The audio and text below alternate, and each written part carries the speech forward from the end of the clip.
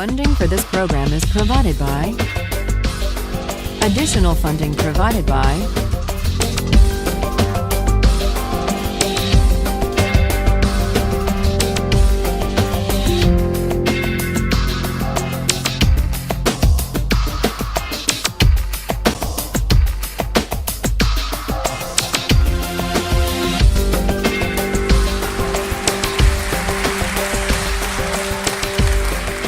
This is a course about justice, and we begin with a story. Suppose you're the driver of a trolley car, and your trolley car is hurtling down the track at 60 miles an hour, and at the end of the track you notice 5 workers working on the track. You try to stop, but you can't. Your brakes don't work. You feel desperate because you know that if you crash into these 5 workers, they will all die. Let's assume you know that for sure. And so you feel helpless until you notice that there is, off to the right, a side track. And at the end of that track, there's one worker working on the track. Your steering wheel works, so you can turn the trolley car, if you want to, onto the side track, killing the one, but sparing the 5. Here's our first question. What's the right thing to do? What would you do? Let's take a poll. How many would turn the trolley car onto the side track? Raise your hands. How many wouldn't? How many would go straight ahead? Keep your hands up, those of you who would go straight ahead. A handful of people would. The vast majority would turn. Let's hear first. Now we need to begin to investigate the reasons why you think it's the right thing to do. Let's begin with those in the majority who would turn to go onto the side track. Why would you do it? What would be your reason? Who's willing to volunteer a reason? Go ahead, stand up. Because it can't be right to kill 5 people when you can only kill 1 person instead. It wouldn't be right to kill 5 if you could kill 1 person instead. That's a good reason. That's a good reason.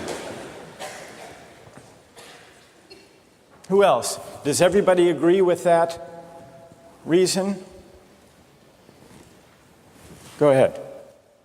Well, I was thinking it's the same reason on 9/11. We regard the people who flew the plane into the Pennsylvania field as heroes because they chose to kill the people in the plane and not kill more people in big buildings. So the principle there was the same on 9/11. It's a tragic circumstance, but better to kill 1 and so that 5 can live? Is that the reason most of you had, those of you who would turn? Yes? Let's hear now from those in the minority, those who wouldn't turn. Yes? Well, I think that's the same type of mentality that justifies genocide and totalitarianism. In order to save one type of race, you wipe out the other. So what would you do in this case? You would, to avoid the horrors of genocide, you would crash into the 5 and kill them? Presumably, yes. You? Yeah. Okay, who else? That's a brave answer. Thank you. Let's consider another trolley car case and see whether those of you in the majority want to adhere to the principle, better that 1 should die so that 5 should live. This time you're not the driver of the trolley car, you're an onlooker. You're standing on a bridge overlooking a trolley car track. And down the track comes a trolley car. At the end of the track are 5 workers. The brakes don't work. The trolley car is about to careen into the 5 and kill them. And now, you're not the driver. You really feel helpless until you notice Standing next to you, leaning over the bridge, is a very fat man. And you could give him a shove. He would fall over the bridge, onto the track, right in the way of the trolley car. He would die, but he would spare the 5. Now, how many would push the fat man over the bridge? Raise your hand. How many wouldn't? Most people wouldn't. Here's the obvious question. What became of the principle? Better to save 5 lives even if it means sacrificing 1. What became of the principle that almost everyone endorsed in the first case? I need to hear from someone who was in the majority in both cases. How do you explain the difference between the two? Yes? The second one, I guess, involves an active choice of pushing the person down, which I guess that person himself would otherwise not have been involved in this situation at all. And so to choose on his behalf, I guess, to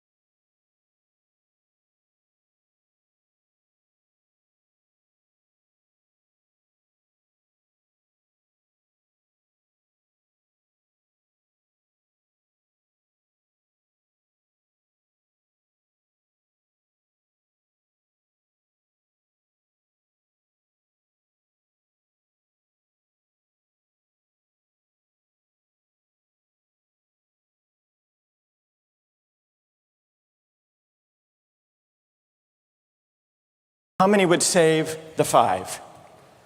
Now is the doctor. How many would save the 1? Very few people. Just a handful of people. Same reason, I assume. 1 life versus 5? Now consider another doctor case. This time you're a transplant surgeon, and you have 5 patients, each in desperate need of an organ transplant in order to survive. 1 needs a heart, 1 a lung, 1 a kidney, 1 a liver, and the 5th, a pancreas. And you have no organ donors. You are about to see them die. And then it occurs to you that in the next room, there's a healthy guy who came in for a checkup. And he's... You like that? And he's taking a nap.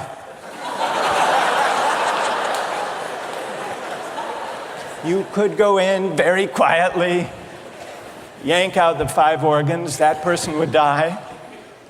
But you could save the 5. How many would do it? Anyone? How many? Put your hands up if you would do it.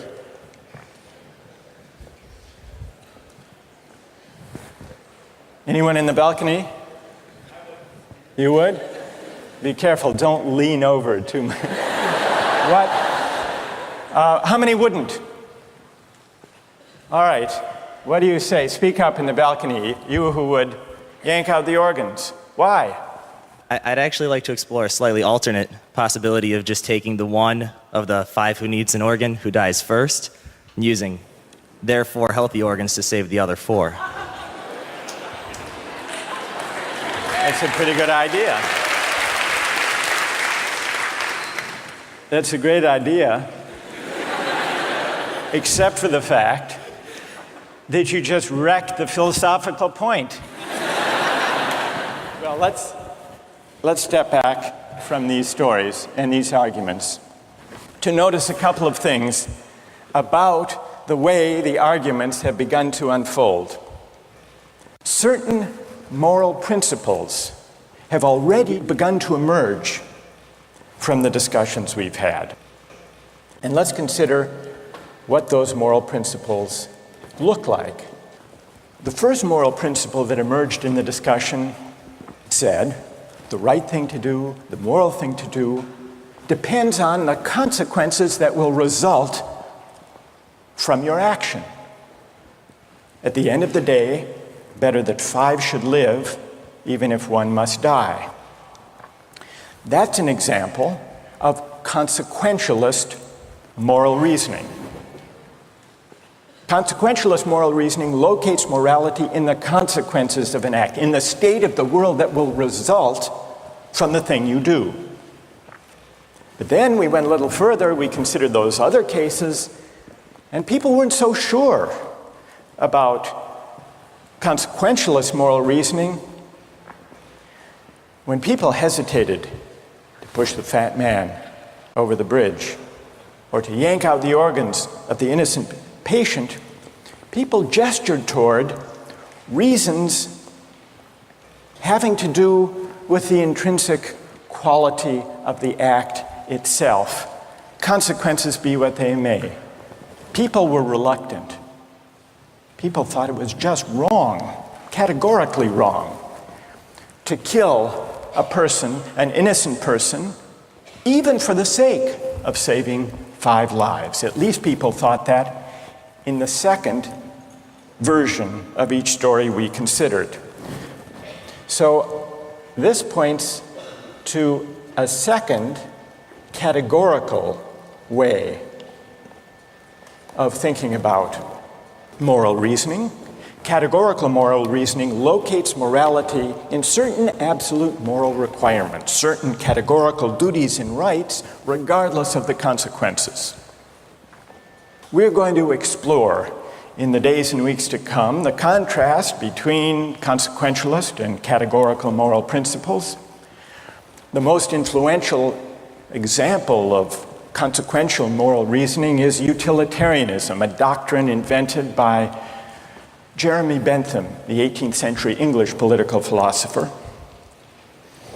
The most important philosopher of categorical moral reasoning is the 18th century German philosopher Immanuel Kant. So we will look at those two different modes of moral reasoning, assess them, and also consider others. If you look at the syllabus, you'll notice that we read a number of great and famous books.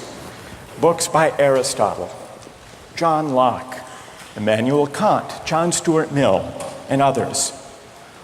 You'll notice, too, from the syllabus that we don't only read these books, we also take up contemporary political and legal controversies that raise philosophical questions. We will debate equality and inequality, affirmative action, free speech versus hate speech, same-sex marriage, military conscription, a range of practical questions. Why? Not just to enliven these abstract and distant books, but to make clear, to bring out what's at stake in our everyday lives, including our political lives, for philosophy. And so we will read these books, and we will debate these issues, and we'll see how each informs and illuminates the other. This may sound appealing enough, but here I have to issue a warning.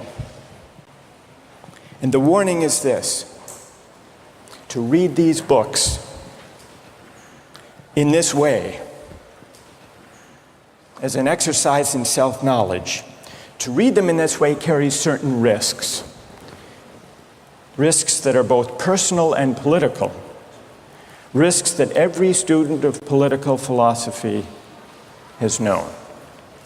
These risks spring from the fact that philosophy teaches us and unsettles us by confronting us with what we already know.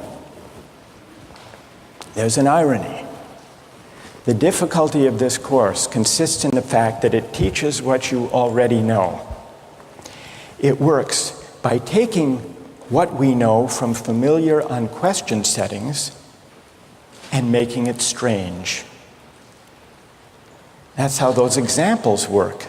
The hypotheticals with which we began, with their mix of playfulness and sobriety. It's also how these philosophical books work. Philosophy estranges us from the familiar, not by supplying new information, but by inviting and provoking a new way of seeing. But, and here's the risk, once the familiar turns strange, it's never quite the same again. Self-knowledge is like lost innocence. However unsettling you find it, it can never be unthought or unknown. What makes this enterprise difficult, but also riveting, is that moral and political philosophy is a story, and you don't know where the story will lead, but what you do know is that the story is about you. Those are the personal risks. Now, what of the political risks? One way of introducing a course like this would be to promise you that by reading these books and debating these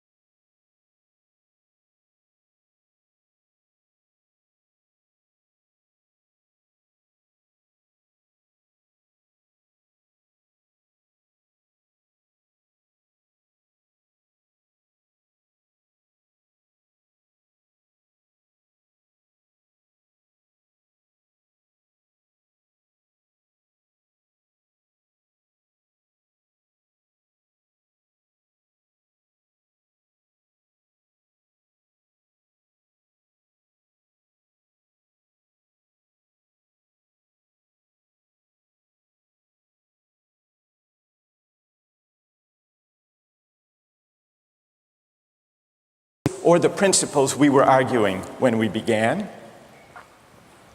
And if Aristotle and Locke and Kant and Mill haven't solved these questions after all of these years, who are we to think that we here in Sanders Theater over the course of a semester can resolve them?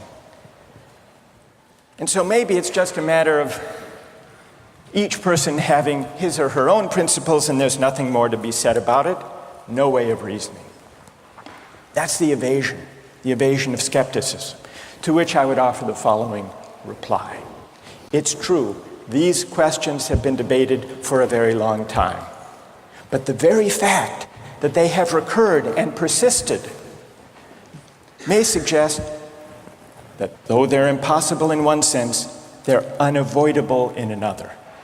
And the reason they're unavoidable, the reason they're inescapable, is that we live some answer to these questions every day. So skepticism, just throwing up your hands and giving up on moral reflection, is no solution. Immanuel Kant described very well the problem with skepticism when he wrote, "Skepticism is a resting place for human reason, where it can reflect upon its dogmatic wanderings, but it is no dwelling place for permanent settlement. Simply to acquiesce in skepticism," Kant wrote, "can never suffice to overcome the restlessness of reason."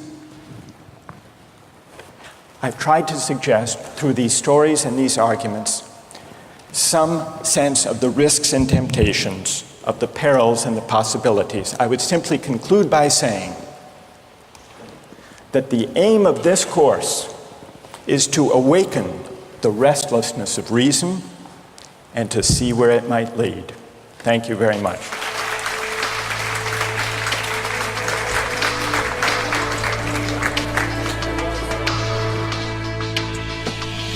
Like, in a situation that desperate, you have to do what you have to do to survive. You have to do what you have to do. You got to do what you got to do, pretty much. If you've been going 19 days without any food, someone just has to take the sacrifice. Someone has to make the sacrifice, and people can survive. All right, that's good. What's your name? Marcus. Marcus. What do you say to Marcus?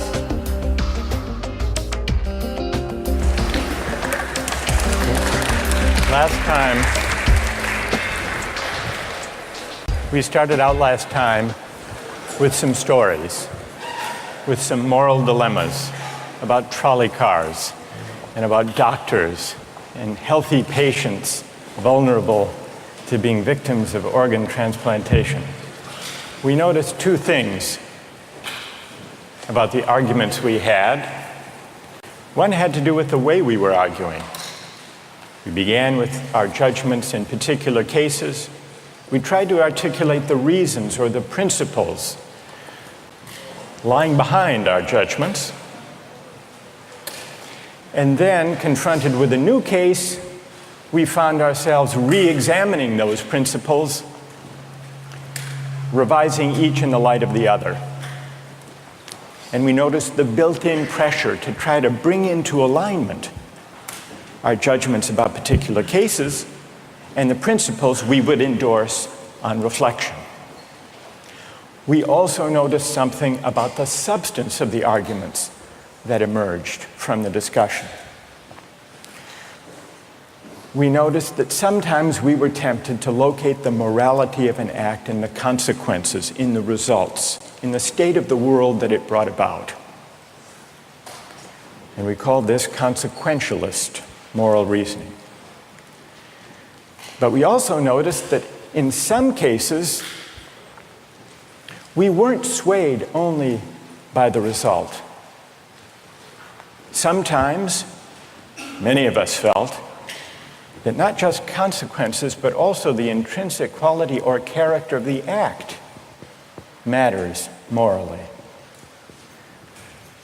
Some people argued that there are certain things that are just categorically wrong, even if they bring about a good result, even if they save 5 people at the cost of 1 life. So we contrasted consequentialist moral principles with categorical ones. Today, and in the next few days, we will begin to examine one of the most influential versions of consequentialist moral theory. And that's the philosophy of utilitarianism. Jeremy Bentham, the 18th century English political philosopher, gave the first clear systematic expression to the utilitarian moral theory. And Bentham's idea, his essential idea, is a very simple one, with a lot of morally intuitive appeal. Bentham's idea is the following: the right thing to do, the just thing to do, is to maximize utility. What did he mean by utility? He meant by utility the balance of pleasure over pain, happiness over suffering. Here's how he arrived at the principle of maximizing utility. He started out by observing that all of us, all human beings, are governed by two sovereign masters, pain and pleasure. We human beings like pleasure and dislike pain. And so we should base morality, whether we're thinking about what to do in our own lives, or whether as legislators or citizens we're thinking about what the laws should be. The right thing to do individually or collectively is to maximize, act in a way that maximizes the overall level of happiness. Bentham's utilitarianism is sometimes summed up with the slogan, "the greatest good for the greatest number." With this basic principle of utility on hand, let's begin to test it and to examine it by turning to another case, another story, but this time not a hypothetical story, a real-life story, the case of the Queen versus Dudley and Stevens. This was a 19th century British law case that's famous and much debated in law schools. Here's what happened in the case. I'll summarize the story, then I want to hear how you would rule, imagining that you're the jury. A newspaper account of the time described the background. A sadder story of disaster at sea was never told than that of the survivors of the yacht Mignonette. The ship foundered in the South Atlantic, 1,300 miles from the Cape. There were 4 in the crew. Dudley was the captain. Stevens was the first mate. Brooks was a sailor. All men of excellent character, or so the newspaper account tells us. The 4th crew member was the cabin boy, Richard Parker, 17 years old. He was an orphan. He had no family. And he was on his first long voyage at sea. He went, the news account tells us, rather against the advice of his friends. He went in the hopefulness of youthful ambition, thinking the journey would make a man of him. Sadly, it was not to be. The facts of the case were not in dispute. A wave hit the ship, and the Mignonette went down. The 4 crew members escaped to a lifeboat. The only food they had were 2 cans of preserved turnips, no fresh water. For the first 3 days, they ate nothing. On the 4th day, they opened one of the cans of turnips and ate it. The next day, they caught a turtle. Together with the other can of turnips, the turtle enabled them to subsist for the next few days, and then for 8 days, they had nothing. No food, no water. Imagine yourself in a situation like that. What would you do? Here's what they did. By now, the cabin boy, Parker, is lying at the bottom of the lifeboat in the corner because he had drunk seawater against the advice of the others. and he had become ill, and he appeared to be dying. So on the 19th day, Dudley, the captain, suggested that they should all have a lottery, that they should draw lots to see who would die to save the rest. Brooks refused. He didn't like the lottery idea. We don't know whether this was because he didn't want to take the chance or because he believed in categorical moral principles. But in any case, no lots were drawn. The next day, there was still no ship in sight, so Dudley told Brooks to avert his gaze, and he motioned to Stevens that the boy Parker had better be killed. Dudley offered a prayer. He told the boy his time had come, and he killed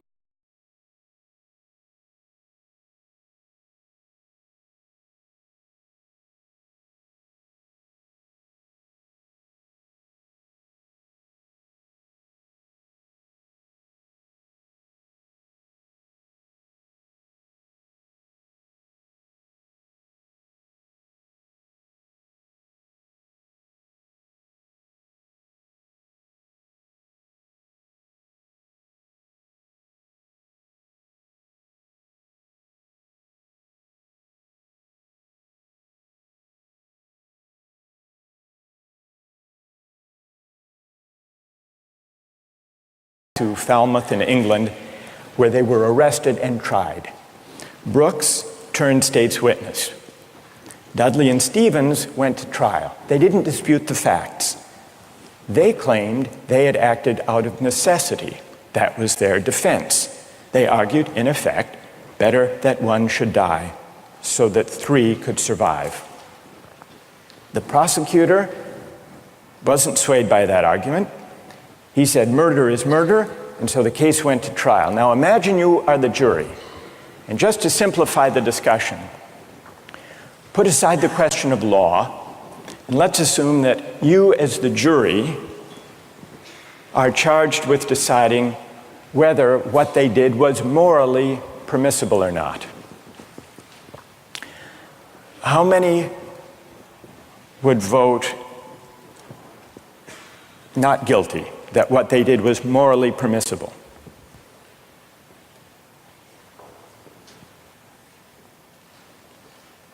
And how many would vote guilty, what they did was morally wrong? A pretty sizable majority. Now let's see what people's reasons are, and let me begin with those who are in the minority. Let's hear first from the defense of Dudley and Stevens. Why would you morally exonerate them? What are your reasons? Yes? I think it is morally reprehensible, but I think that there's a distinction between what's morally reprehensible and what makes someone legally accountable. In other words, as the judge said, what's always moral isn't necessarily against the law. And while I don't think that necessity justifies theft or murder or any illegal act, at some point your degree of necessity does in fact exonerate you from any guilt. Okay, good. Other defenders, other voices for the defense, moral justifications for what they did. Yes? All right, thank you. I just feel like in a situation that desperate, you have to do what you have to do to survive. You have to do what you have to do. You got to do what you got to do, pretty much. If you've been going 19 days without any food, someone just has to take the sacrifice. Someone has to make the sacrifice, and people can survive. Right. And furthermore, from that, let's say they survive, and then they become productive members of society who go home and start like a million charity organizations and this and that and this and that. I mean, they benefit everybody in the end. Yeah. So, I mean, I don't know what they did afterwards. They might have gone and kill more people, whatever. But what? What if they went home and they turned out to be assassins? What if they weren't going home and turned out to be assassins? Well, you'd want to know who they assassinated. That's true too. That's fair. That's fair. Okay. I want to know who they assassinated. All right, that's good. What's your name? Marcus. Marcus. All right. We've heard a defense. A couple of voices for the defense. Now we need to hear from the prosecution. Most people think what they did was wrong. Why? Yes. One of the first things that I was thinking was, oh, if they haven't been eating for a really long time, maybe they're mentally like affected, and so then that could be used as a defense, a possible argument that, oh, they weren't in the proper state of mind, they weren't making decisions they might otherwise be making. And if that's an appealing argument, that you have to be in an altered mindset to do something like that, it suggests that people who find that argument convincing do think that they were acting immorally. But I want to know what you think. You defend them. You Yeah. vote. No, You vote to convict, right? Yeah, I don't think that they acted in a morally appropriate way. And why not? What do you say? Here's Marcus. He just defended them. He said, you heard what he said. Yes. That Yes. that you've got to do what you've got to do in a case Yes. like that. Yeah. What do you say to Marcus? That there's no situation that would allow human beings to take the idea of fate or that the other people's lives in their own hands, that we don't have that kind of power. Good. Okay. Thank you. And what's your name? Britt. Britt? Yes. Okay. Who else? What do you say? Stand up. I'm wondering if Dudley and Stephen had asked for Richard Parker's consent in, dying, if that would that exonerate them from an act of murder? And if so, is that still morally justifiable? That's interesting. All right. Consent. Wait. Hang on. What's your name? Kathleen. Kathleen says, suppose they had asked, what would that scenario look like? So in the story, Dudley is there, penknife in hand, but instead of the prayer, or before the prayer, he says, Parker, would you mind? We're desperately hungry, as Marcus empathizes with. We're desperately hungry. You're not going to last long anyhow. Yeah. You can be a martyr. Would you be a martyr? Yeah. How about it, Parker?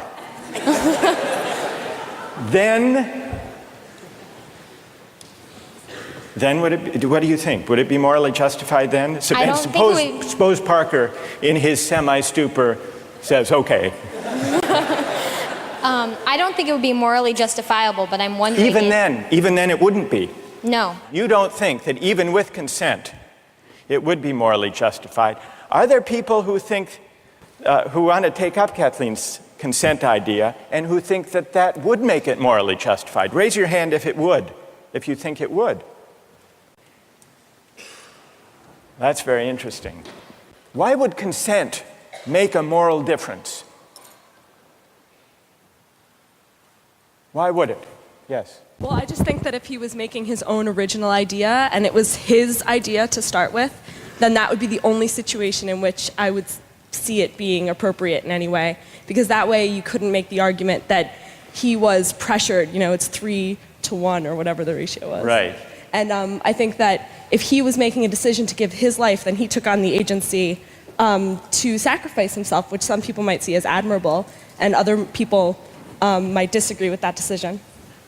So if he came up with the idea, that's the only kind of consent we could have confidence in morally, then it would be okay.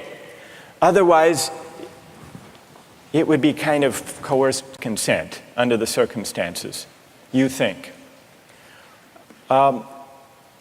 Is there anyone who thinks that even the consent of Parker would not justify their killing him? Who thinks that? Yes, tell us why. Stand up.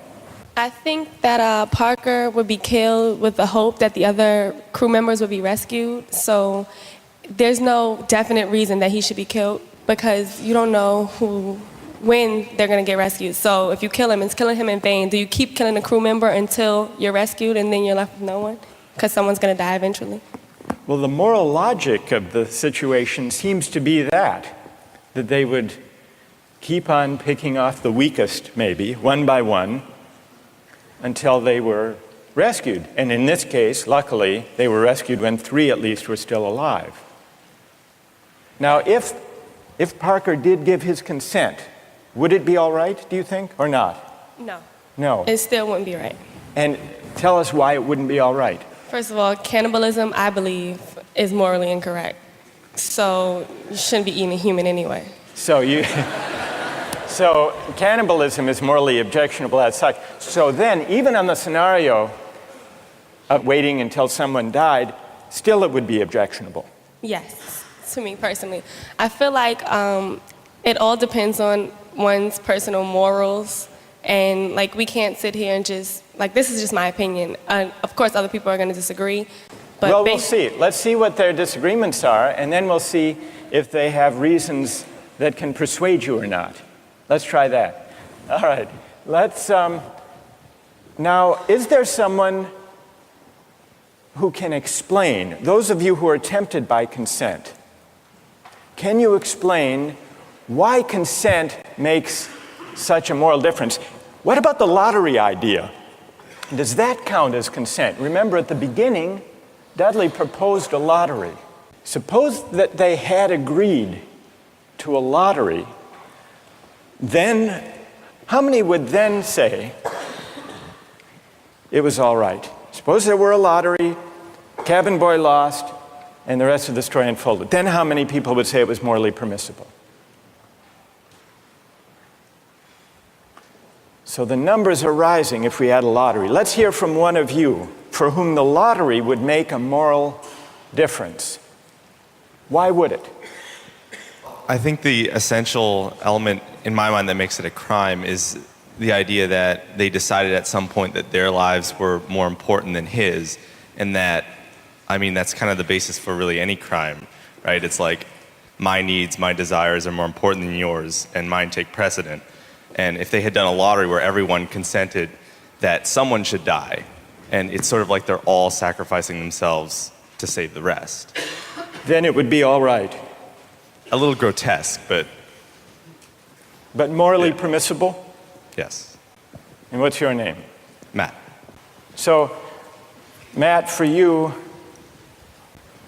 what bothers you is not the cannibalism, but the lack of due process. I guess you could say that. Right?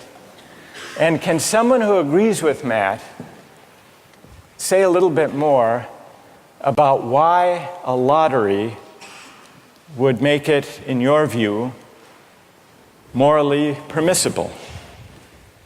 Go ahead. The way I understood it originally was that was the whole issue, is that the cabin boy was never consulted about whether or not something was going to happen to him, even with the original lottery, whether or not he would be a part of that. It was just decided that he was the one that was going to die. Right, that's what happened in the actual case. Right. But if there were a lottery and they'd all agreed to the procedure, you think that would be okay? Right, because then everyone knows that there's going to be a death. Whereas, the cabin boy didn't know that this discussion was even happening. There was no, forewarning for him to know that, hey, I may be the one that's dying. All right, now suppose everyone agrees to the lottery, they have the lottery, the cabin boy loses, and he changes his mind. You've already decided. It's like a verbal contract. You can't go back on that. You've decided, the decision was made. If you know that you're dying for the reason for others to live, you would, if someone else had died, that you would consume them. So that's right. But then he could say, I know, but I lost. I just think that that's the whole moral issue, is that there was no consulting of the cabin boy, and that that's what makes it the most horrible, is that he had no idea what was even going on. That had he known what was going on, it would be... Yes, I've been living inside of you, but I guess it's time I set me free, and there's nothing that you can do. I hope you can see. I can't seem to keep people around me, cause I'm scared that they might know the truth all about me. Then they might doubt me. There's no other route. I wanted to shout, but it's too late now, cause I'm drowning. Got two face like I'm a clown, man. Life is too great, no, it's astounding. I'm in good shape, ma, but you know that I'm drowning like a cup in a cage.